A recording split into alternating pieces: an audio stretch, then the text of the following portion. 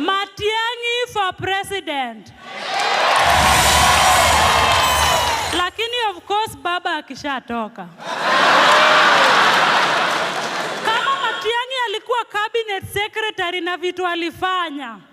First of all, results za KCPE zilikuja in less than 1 month. Matiang'i ambadilisha mpaka uniform ya polisi. Ameweka mpaka basi ya shule.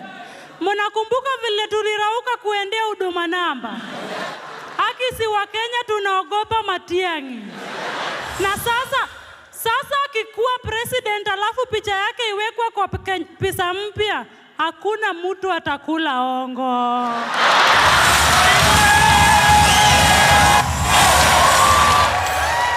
Alafu you all know how costly it is to invigilate exams, si ndio?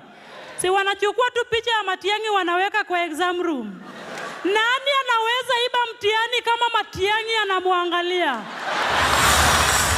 But then, unajua na waangalia na imagine, do you really know how important you are in Kenya?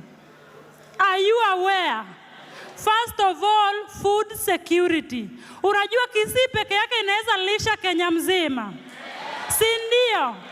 Alafu second, national security. Unajua usalama ya Wakenya wote iko kwa mikono yenu. Matiang'i. Alafu hata mkiamua ati election ya 2022 ni kesho, si tutaenda.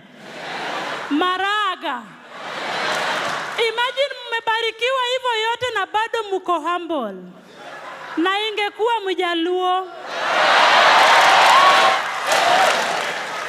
Ama ndio maana hatujawahi pata kiti.